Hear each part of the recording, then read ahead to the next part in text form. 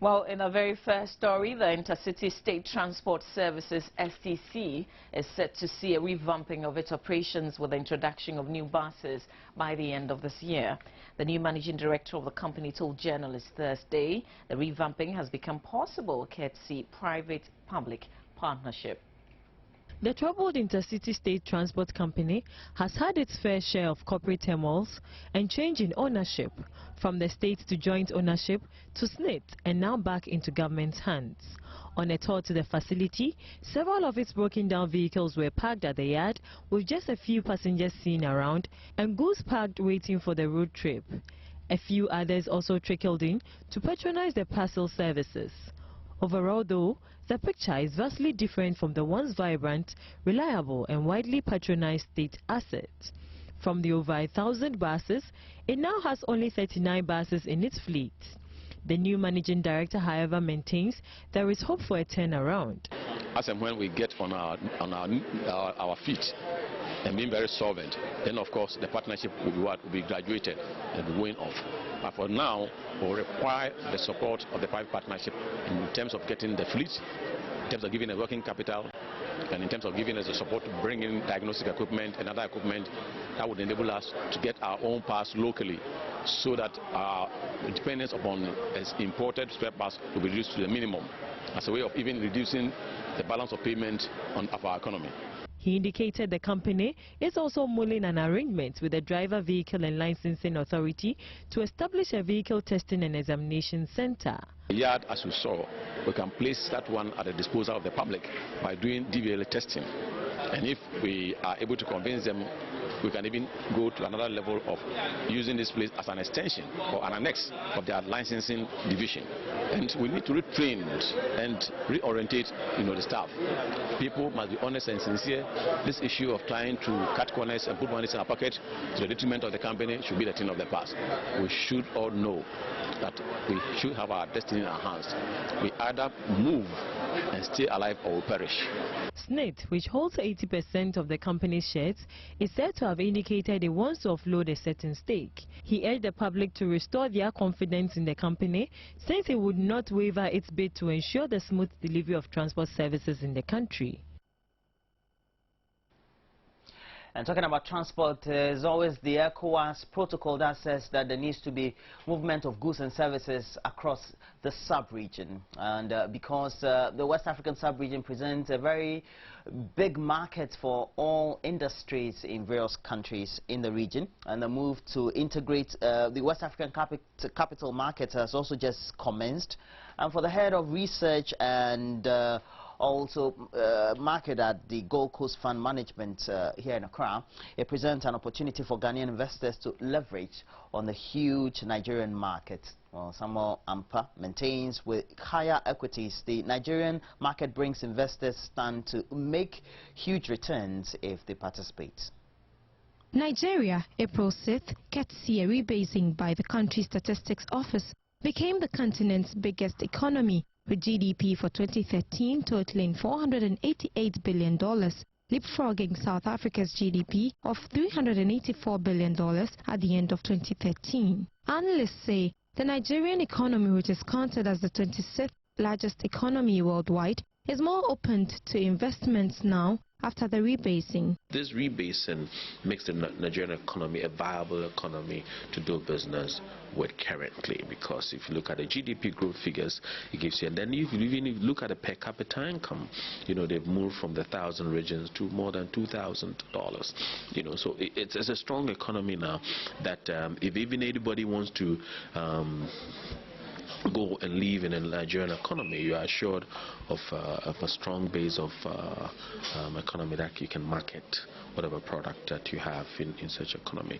Ghana enjoyed same benefits after rebasing the economy in November 2010. However, economic challenges persist. The integration of the West African capital markets, which commenced in April for analysts, presents an opportunity for Ghana to benefit from Nigeria's economic boom. One key thing that I guess the Ghanaians should learn from the Nigerian example is the point of productivity, and then the other thing is to take advantage of that large economy and trade amongst themselves. I mean, I am so excited that the integration of the African market has started, and for that matter, the Nigerian stock market has a lot, over 300 listed equities. This is a market that capitalization is higher, I mean 100 times higher than the Ghanaian capital market, the capitalization of the Ghanaian market. This is the market where they have higher equities, and the returns are huge. He, however, cautioned investors to be also mindful of the risks involved in participating in markets with different microeconomic indicators and seek advice from investment consultants. Abigail Adumakwenchi, Joynews. Deputy Finance Minister Kasala Tuforsen has debunked reports that government plans to suspend the issuance of the $1 billion Eurobond this month. Well, he says government is monitoring the market conditions before it participates, but has not necessarily put a hold on the issuing of the Eurobond. Contrary to reports that government has put on hold its plans to raise another $1 billion from foreign investors this month, Deputy Finance Minister says plans for the Eurobond issuance remains. We are saying we will go into the market. We have parliamentary approval already as part of the 2014 budget. So we had approval even before the year started. In fact, we've started procurement for the lead agent and then the lead arrangers. We're almost about to finish, but that does not necessarily mean that we're going in tomorrow. What we are saying is that we are going to look at the market. We are going to look at the way the market will react, and we'll get in as and when we're ready. If the market is ready for us, we'll get in. So if the market condition is not good today, it doesn't necessarily mean that we have to go in today. We'll monitor the situation in the market and get in, but doesn't necessarily mean you have postponed it. He, however, maintains government will have to study the market before making the move. Kasala Tuforsen insisted that government had no dates in mind for the Eurobond issuance as reported. But we've never given any specific date that we're going in X day or X month. What we've always said from day one is that we normally start the processes around this time and then wait when the process is ready, or when the market is ready for us, then we strike. What we intend to do is to start the process with non-deal roadshow. So after the spring meetings, the minister will come and lead a delegation to non-deal roadshow. We'll sensitize the market, see how ready the market is for us, to see how the market will be improving in terms of the spread. I mean, benchmarking it with the last two bonds that we have, and then obviously when market improves, maybe after the non-deal roadshow, if market improves the next day, we'll get in the next day because we'll be ready. But if market improves later part of the year, then we'll get in later part of the year. Government, meanwhile, has the opportunity to raise up to $1.5 billion from foreign investors and has already issued 2 Eurobonds. I'll have to go to the courts. And family of businessman Asem Dake, also known as the Limping Man, is considering filing an appeal against the 22-year jail term handed down to him by an Accra fast-track high court on their relation for his role in the missing 77 parcels of cocaine on board the MV Benjamin vessel that rocked the country. Speaking to Joynews after the sentence was delivered by the court on Thursday, the brother of Asem Dake, John Hammond, said the family was disappointed with the ruling of the court. Mr. Hammond indicated that the family may consider an appeal against the court's decision as an option after analyzing the issues with their lawyers, since they believe Asem Dake was innocent of the charges for which he was convicted. Well, sometime in April 2006, a shipping vessel named MV Benjamin was spotted on the high seas carrying about 77 parcels of cocaine heading to Ghana. Trial Judge Justice Mustafa Habib delivered his judgment in some 20 minutes. Away from the court, we'll have to focus our attention on what is going to take place in the next 24 hours.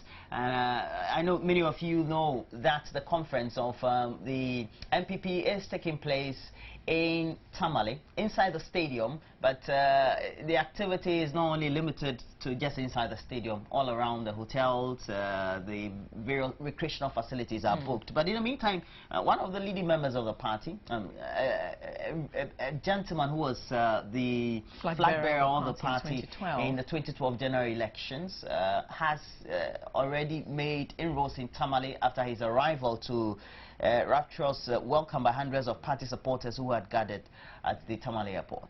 Well, he was accompanied by his vice presidential candidates also in the 2012 general elections, Dr. Mahmoud Bawumia, Freddie Blay, Ayawaso Central MP Henry Korte, and former Greater Accra Regional Minister Sheikh I.C. Quay. Well, shortly after his arrival in Tamale, Nana Akufo-Addo declared his intention to vote. Well, he also expect the party to have a good conference from over the weekend till the time it is over, to ensure that the MPP Congress comes off without any incident. 1,200 security officers have so far been deployed ahead of the event. Well, the Northern Regional Police Public Relations Officer, ASP Ebenezer Tete, has assured there will be maximum security before, during and after the Congress. He has been speaking to our colleague Emmanuel Ante. And if you are planning on visiting Tamale and you have not booked for accommodation, then please, the advice is you have to postpone your trip because you're already late in making bookings. All hotels, guest houses and hostels, according to our correspondents there, have been booked.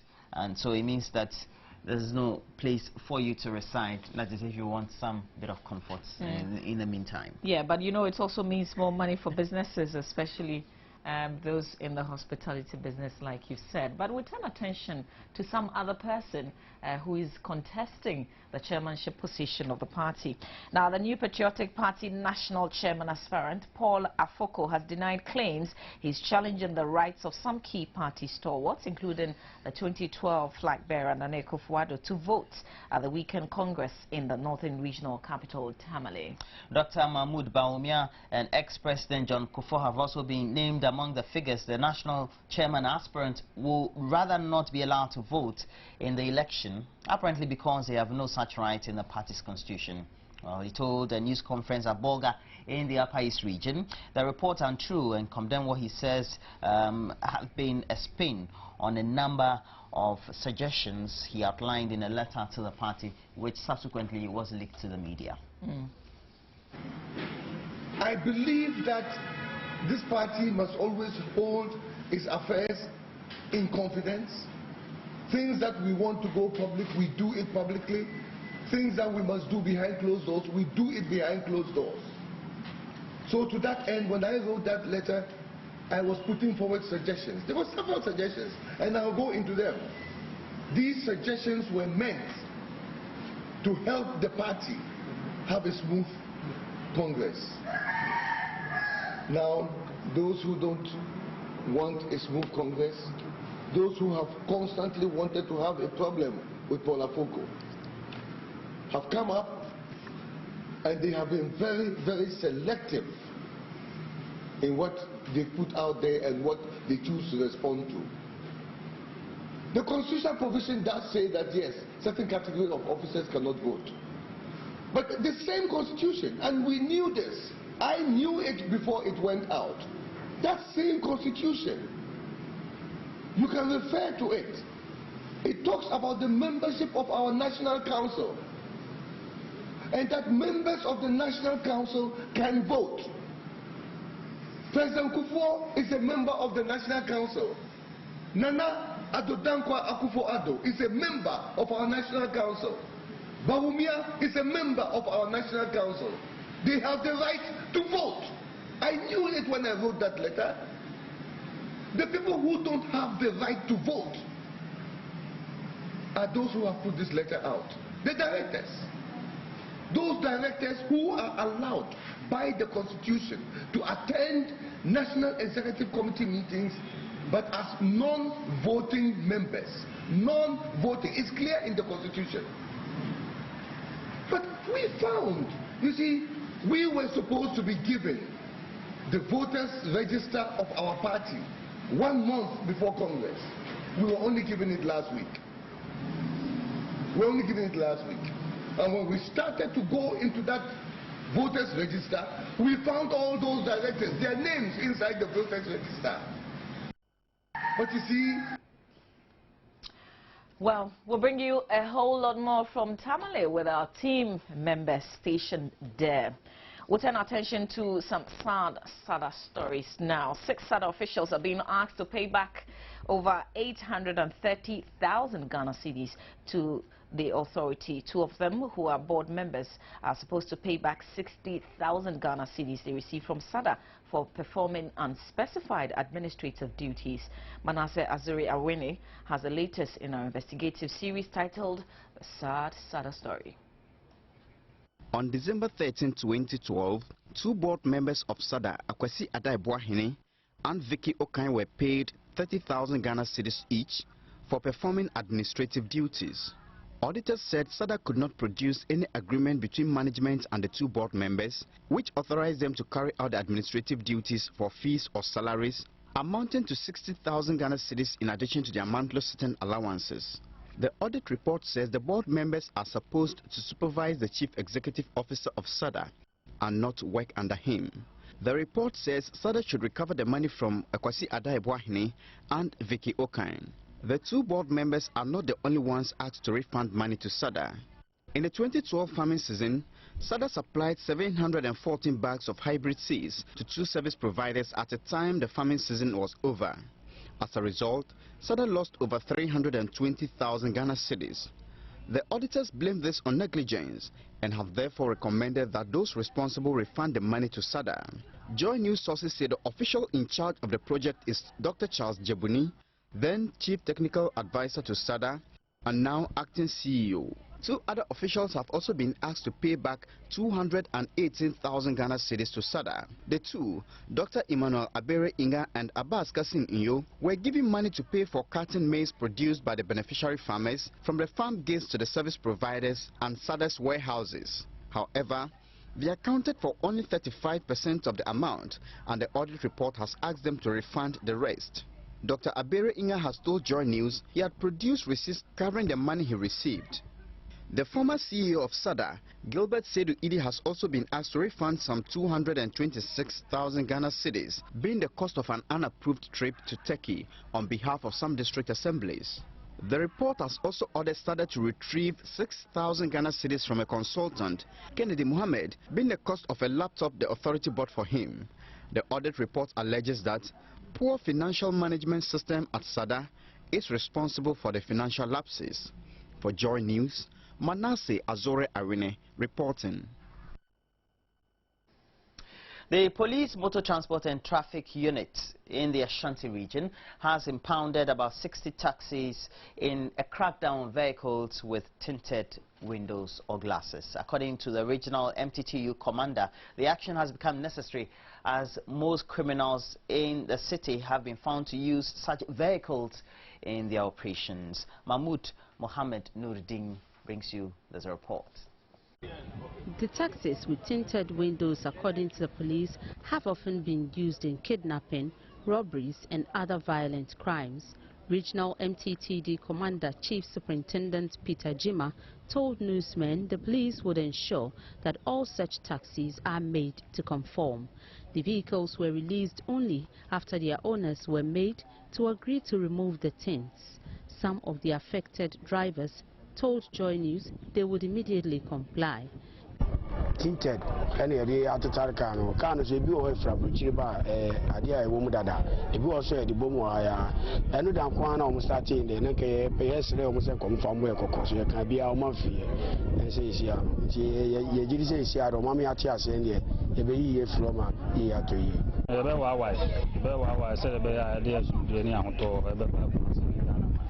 The regional MTTD commander says there will be a similar crackdown targeted at private vehicles. Use our work strategically, and for now the operation that we are doing is on cars that are tinted and they are being used as a taxi.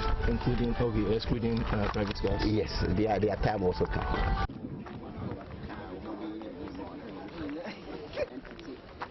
Well, so that's the news tidbit we have for you on the show this morning. Before we go though, Eric, have our top stories.